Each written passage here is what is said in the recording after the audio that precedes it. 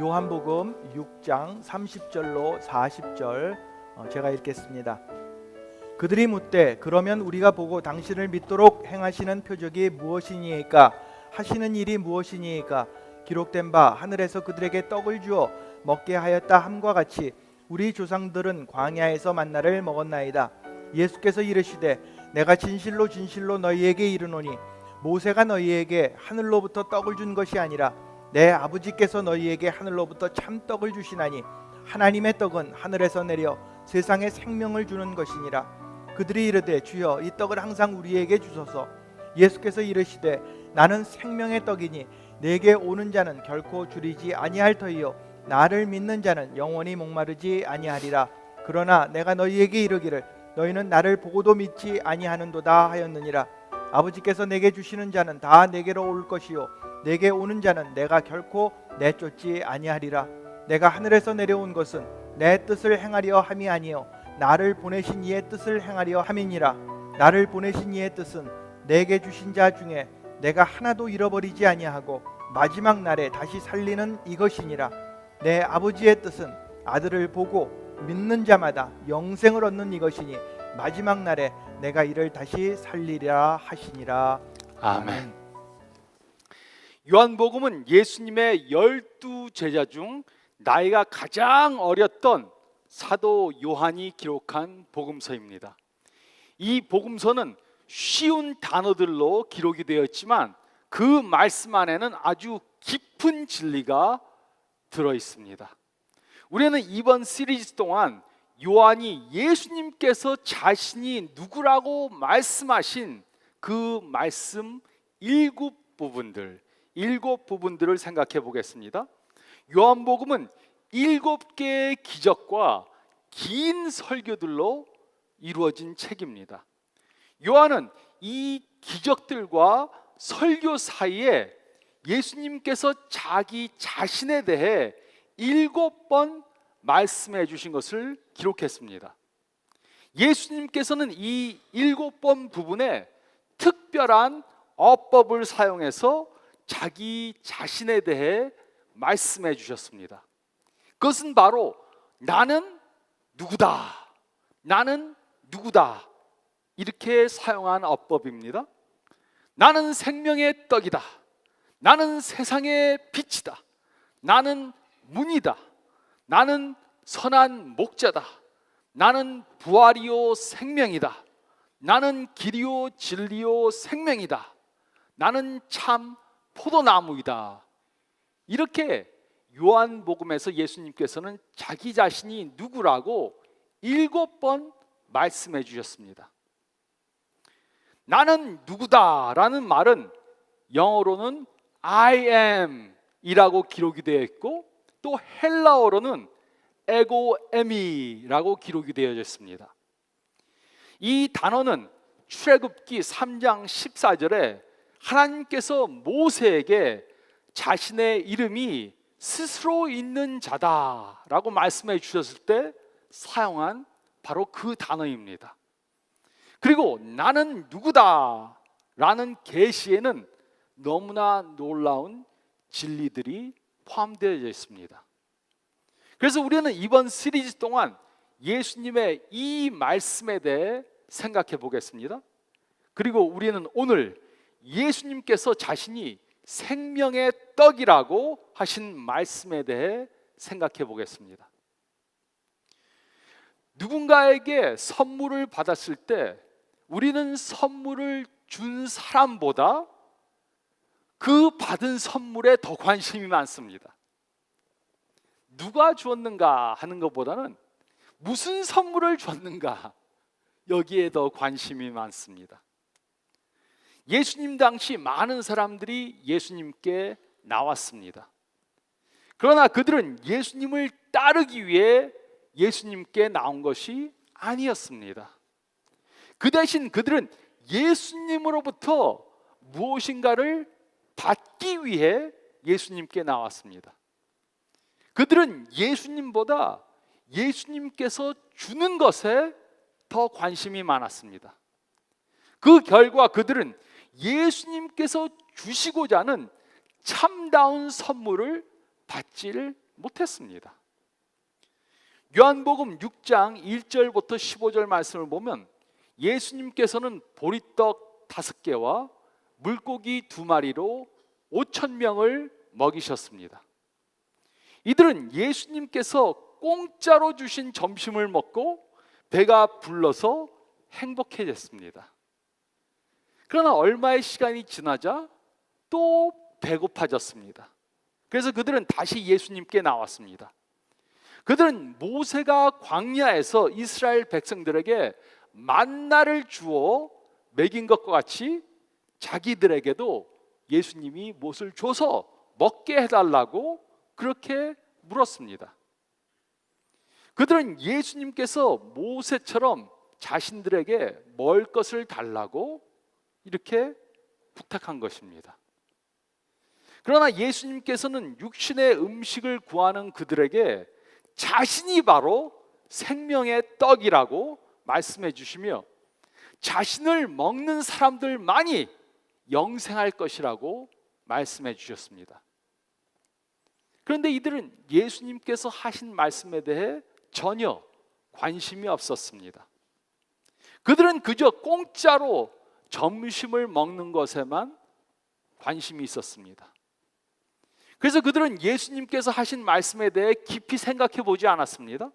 그들은 예수님께서 하신 말씀에 대해 질문하려고도 하지 않았습니다.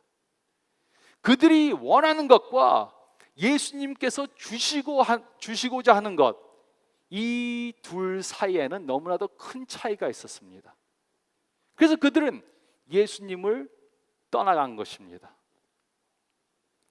예수님께서는 먹고 사는 것에 급급한 사람들에게 영원한 것을 주시고자 했습니다. 그러나 그들은 예수님께서 자신들의 배만을 채워주시기 원했고 그들의 영혼을 채워주시는 것에는 관심이 없었습니다. 우리도 이들과 같이 똑같은 실수를 범할 수 있습니다. 우리도 영원한 것보다 먹는 것을 더 추구하며 살 수 있습니다. 그래서 예수님께서는 오늘 말씀을 통해 예수님만이 다음 3가지 영역을 채워주실 수 있는 분이라는 것을 말씀해 주셨습니다. 예수님만이 생명의 떡으로 다음 3가지 영역을 충족해 주실 수 있는 분이라고 말씀해 주셨습니다. 첫째로 저희가 읽은 말씀 가운데 30절부터 35절 말씀 보면 우리는 육의 양식보다 더 중요한 영의 양식을 추구해야 합니다. 우리는 육의 양식보다 더 중요한 영의 양식을 추구해야 합니다. 30절과 31절은 다음과 같이 기록했습니다. 그들이 묻되 그러면 우리가 보고 당신을 믿도록 행하시는 표적이 무엇이니까? 하시는 일이 무엇이니까? 기록된 바 하늘에서 그들에게 떡을 주어 먹게 하였다 함과 같이 우리 조상들은 광야에서 만나를 먹었나이다.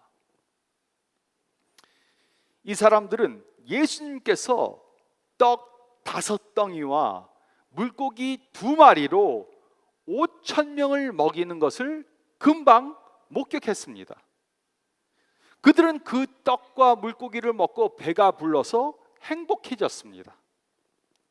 근데 시간이 조금 지나자 또 배고파졌습니다. 그래서 그들은 예수님께 또 나왔습니다. 그들은 예수님께서 5,000명을 먹이시는 것을 금방 목격했지만 또 다른 표적을 보길 원했습니다. 그래서 그들은 예수님께 모세는 광야에서 백성들에게 만나를 줘서 먹게 했는데 예수님은 무엇을 주어서 우리로 먹게 하시겠습니까? 라고 물었습니다. 그는 예수님께서 정말로 메시아라면 모세가 했던 이적을 한번 행해보라고 말한 것입니다. 그들은 예수님께 자신들의 배고픔을 채워주고 또 영원히 계속해서 먹을 수 있는 양식을 달라고 요청한 것입니다. 물론 배가 고프니까 그렇게 물었다고 생각할 수 있습니다. 그러나 그들은 배고픈 것에 초점을 두다가 영의 양식이 있다는 진리를 듣질 못했습니다. 이해하지 못했습니다. 32절로 35절은 다음과 같이 기록했습니다. 예수께서 이르시되 내가 진실로 너에게 이르노니 모세가 너희에게 하늘로부터 떡을 준 것이 아니라 내 아버지께서 너희에게 하늘로부터 참떡을 주시나니 하나님의 떡은 하늘에서 내려 세상에 생명을 주는 것이니라. 이들이 이르되 주여 이 떡을 항상 우리에게 주소서. 예수께서 이르시되 나는 생명의 떡이니 내게 오는 자는 결코 줄이지 아니할 터이요 나를 믿는 자는 영원히 목마르지 아니하리라. 이들은 모세를 인정하고 하나님은 인정하지 않았습니다. 이들은 모세가 만나를 백성들에게 주었다고 믿었습니다. 그래서 예수님께서는 만나를 주신 분은 모세가 아니고 하나님이었다고 그렇게 말씀하셨습니다. 그리고 예수님께서는 하늘로부터 오는 참 떡에 대해 말씀해 주셨습니다. 즉 자신이 하늘로부터 내려온 참 떡, 생명의 떡이라고 말씀해 주신 것입니다. 그러므로 누구든지 예수님께 나오는 자는 결코 줄이지 않고 예수님을 믿는 사람은 결코 영원히 목마르지 않을 것이라고 말씀해 주셨습니다. 이들은 먹는 것에 초점을 두고 살았습니다. 그들은 먹기 위해 살았고 살기 위해 먹었습니다. 그들은 육체적 양식에 초점을 두고 있었기 때문에 예수님이 주시는 영적 양식, 즉 영원한 양식에 대해서는 관심이 없었습니다. 우리도 이들과 같이 똑같은 실수를 범할 수 있습니다. 우리 중에는 먹기 위해 살고 살기 위해 먹는 사람들이 있습니다. 그래서 먹어도 또 배고프고 허기가 채워지지 않습니다. 좋은 식당, 소문난 맛집을 찾아갑니다. 가장 맛있는 음식을 주문합니다. 음식이 나오면 사진 찍어서 페이스북에 올립니다. 그리고 음식을 먹고 집에 돌아오는데 집에 돌아오면 또 허기가 지고 허탈감이 있습니다. 무엇인가 채워지지 않은 것 같은 것이 있습니다. 우리는 음식보다 더 중요한 것이 있다는 것을 깨달아야 합니다. 우리는 먹기 위해 존재하는 것이 아닙니다. 우리는 먹기 위해 살고 살기 위해 먹는 삶을 살아서는 안 됩니다. 우리의 삶은 먹는 것 이상의 의미와 목적을 가지고 있습니다. 그래서 먹기 위해 사는 사람들은 만족하지 못합니다. 먹어도 배고픔이 또 오고 마시고 마셔봐도 또 목마른 것입니다. 그래서 예수님께서는 이들의 육체적 배고픔보다 영적 배고픔에 더 초점을 두신 것입니다. 그러나 이들은 육체적 배고픔에 초점을 두고 예수님의 말씀을 들었기 때문에 예수님의 말씀을 전혀 이해할 수 없었습니다. 이들은 밥 먹는 것에 더 관심이 많았습니다. 요즘에도 영의 양식보다 육의 양식에 더 초점을 두는 사람들이 있습니다. 그래서 예배 시간에 먹는 영의 양식보다 친교 시간에 먹는 음식에 더 관심이 있습니다. 어떤 교회를 보면 친교 시간에 무엇을 먹어야 되는가 그거 준비하느라고 서로 싸웁니다.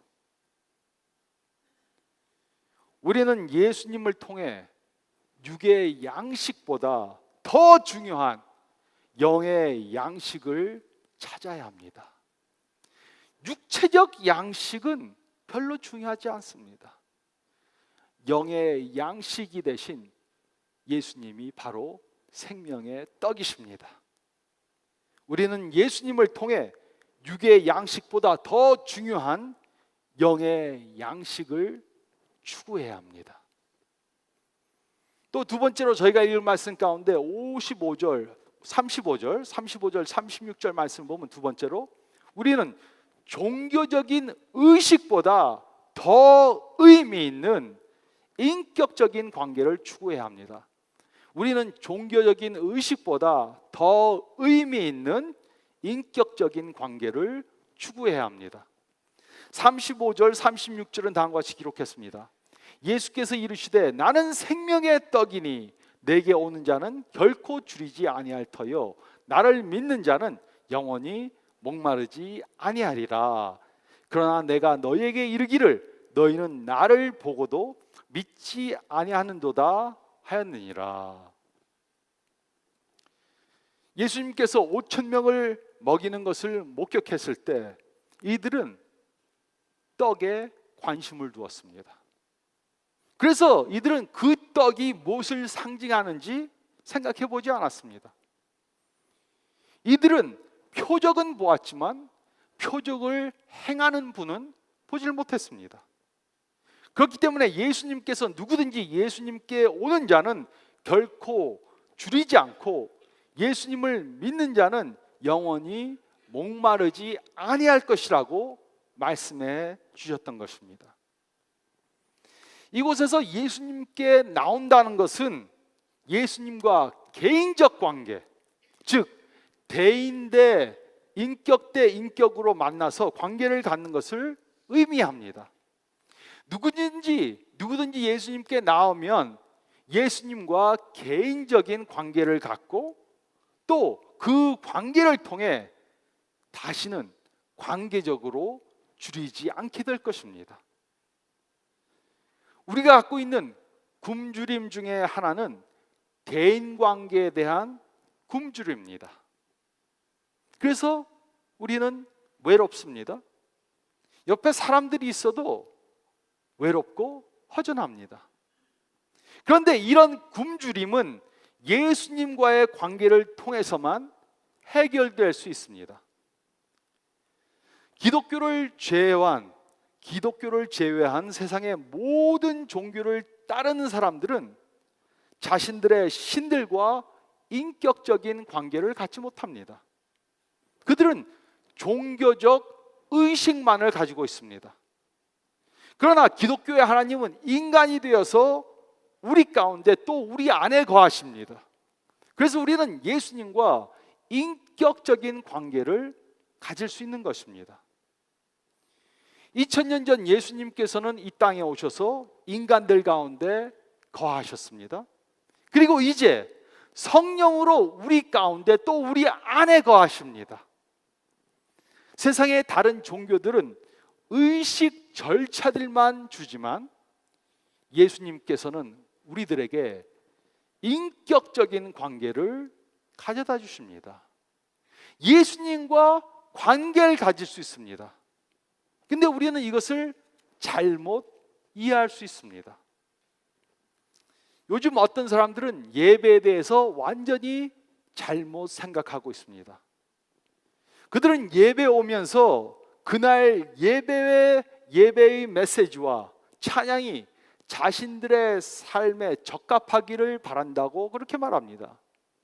오늘 설교 중에 나한테 좀 적합한 설교를 해주고 찬양이 나한테 좀 맞는 찬양이 되었으면 좋겠다, 이렇게 말합니다. 그러나 성숙한 기독교인들은 이렇게 생각해서는 안 됩니다. 우리는 예배를 드리러 올 때 오늘 예배가 우리들의 삶에 적합하기를 바라는 것보다는 우리가 하나님께 예배 드리기에 적합한 사람들이 되기를 바라면서 예배에 와야 하는 것입니다. 우리는 하나님과 개인적인 관계를 갖기에 적합한 사람들이 되기를 바라면서 예배드리러 나와야 하는 것입니다. 우리는 예배드리러 올 때 하나님과의 관계에 초점을 맞춰야 합니다. 일주일 동안 제 가운데 살다가 예배에 나와서 하나님과 바른 관계를 가질 수 있다고 착각해서는 안 됩니다. 주위 사람들과 서로 화해하지 못하고 예수 믿는 사람처럼 살지 못하다가 예배에 나와서 하나님과 바른 관계를 가질 수 있다고 착각해서는 안 됩니다. 우리는 예수님을 통해 종교적인 의식보다 더 의미 있는 인격적인 관계를 추구해야 합니다. 기독교는 하나님과 관계를 가져다 줄 수 있는 전 세계에 하나밖에 없는 그러한 종교입니다. 다른 종교들은 하나님과 관계를 가져다 주지 못합니다. 그런데 기독교는 우리 믿는 사람들이 예수님과 개인적인 관계를 가질 수 있다고 말해줍니다. 우리는 예수님을 통해 종교적인 의식보다 더 의미 있는 인격적인 관계를 추구해야 합니다. 또 세 번째로 저희가 읽은 말씀 가운데 40절 말씀을 보면 우리는 죽음보다 더 강한 영생의 소망을 가져야 합니다. 우리는 죽음보다 더 강한 영생의 소망을 가져야 합니다. 40절은 다음과 같이 기록했습니다. 내 아버지의 뜻은 아들을 보고 믿는 자마다 영생을 얻는 이것이니 마지막 날에 내가 이를 다시 살리리라 하시니라. 성부 하나님은 우리가 예수님을 믿고 영생을 얻기를 바라십니다. 그리고 예수님께서는 그를 믿는 자들을 마지막 때 다 부활시키실 것입니다. 그리고 우리는 예수님과 천국에서 영원히 살게 될 것입니다. 우리가 먹는 음식에는 한계가 있습니다. 아무리 건강식을 찾아 먹고 아무리 운동을 열심히 해도 우리의 몸은 늙어갑니다. 우리의 몸은 노화되고 언젠가 죽을 수밖에 없습니다. 우리가 먹는 음식은 우리로 젊음을 유지하도록 도와주지 못합니다. 그러나 예수님께서는 자신이 생명의 떡이라고 말씀해 주셨습니다. 그래서 우리는 생명의 떡이신 예수님을 통해 영생할 수 있는 것입니다. 우리의 몸은 늙어서 언젠간 죽지만 우리는 예수님과 함께 영원토록 살 수 있는 것입니다. 예수님께서는 누구든지 예수님을 믿는 자들을 마지막 날에 부활시키실 것이라고 말씀해 주셨습니다. 우리는 이 말씀의 의미를 잘 깨달아야 합니다. 기독교를 포함한 모든 종교들에는 그 종교를 창시한 사람이 있습니다. 그들은 무엇을 믿고 어떻게 살아야 하는가를 가르쳐 주었습니다. 그러나 예수님을 제외한 모든 사람들은 이렇게 살라, 이것을 믿으라 라고는 말을 해줬지만 자신들이 그 문제의 해결책이라고는 말해주지 않았습니다. 그러나 예수님께서는 어떻게 살아야 한다 가르쳐 주실 뿐만 아니라 자신이 우리들이 가지고 있는 문제의 해결책이라 이렇게 말씀해 주셨습니다. 자신이 우리들이 가지고 있는 문제의 해답이라고 말씀해 주신 것입니다. 다시 말하자면 예수님께서는 배고픔에 필요한 떡을 어떻게 구할 수 있는가 말씀해 주실 뿐만 아니라 자신이 그 배고픔의 문제를 해결하시는 생명의 떡이라고 말씀해 주신 것입니다. 세상의 떡에는 한계가 있습니다. 세상의 떡은 우리가 늙는 것을 해결해 주지 못합니다. 우리는 언젠가 죽을 것이고 우리의 몸은 언젠가 땅에 묻히게 됩니다. 이것은 피할 수 없는 사실입니다. 우리가 죽을 확률은 100%입니다. 99%도 아니고 100%입니다. 그러나 예수님은 생명의 떡으로 우리를 영생하도록 해주실 수 있습니다. 그러므로 우리는 예수님 안에서 죽음보다 더 강한 소망을 찾을 수 있는 것입니다. 어떤 사람들은 죽음에 대해서 되게 두려워합니다. 예수를 믿는다고 하면서도 죽지 않으려고 안간 힘을 닫습니다. 죽음에 대한 두려움이 강할 수 있습니다. 그렇지만 예수님을 믿는 사람들은 죽음보다 더 강한 소망을 가질 수 있습니다. 예수님의 찢기시고 상하시고 찔리신 몸만이 우리를 죄에서 깨끗하게 해주실 수 있습니다. 우리는 예수님의 죽으심을 통해서만 영생할 수 있습니다. 우리는 예수님 안에서 죽음보다 더 강한 영생의 소망을 가져야 합니다. 예수님께서는 생명의 떡으로 이 세상에 오셨습니다. 그리고 우리를 위해 그 몸을 내어주셔서 십자가에서 그의 몸이 찢겨서 돌아가셨습니다. 그리고 우리는 예수님의 대속의 죽음 때문에 새로워졌습니다. 그러므로 우리는 예수님을 통해 우리의 육신을 위한 양식보다 더 중요한 영의 양식을 추구할 수 있습니다.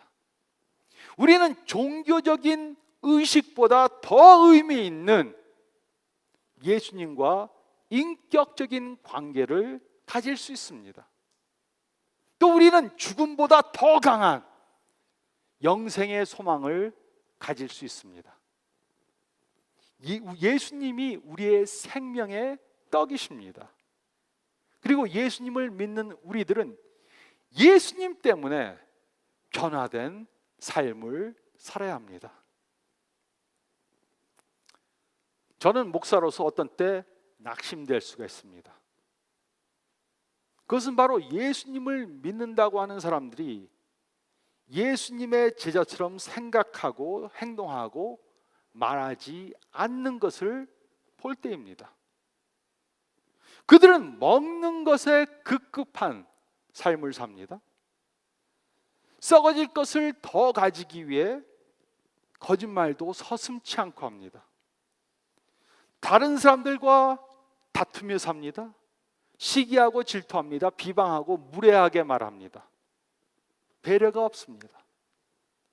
그러면서도 자신들이 예수님을 잘 따르는 사람들이라고 착각합니다. 예수님을 믿는 사람들과 예수님을 믿지 않는 사람들과 별로 다른 것이 없습니다. 예수님을 믿는다고 하는 사람들이 이렇게 행동하는 것을 보면 저는 힘이 쫙 빠지고 낙심이 됩니다. 이래도 참 목사로 계속 목회해야 되나 하는 생각이 들 때도 있습니다. 그러다가 생각해 봅니다.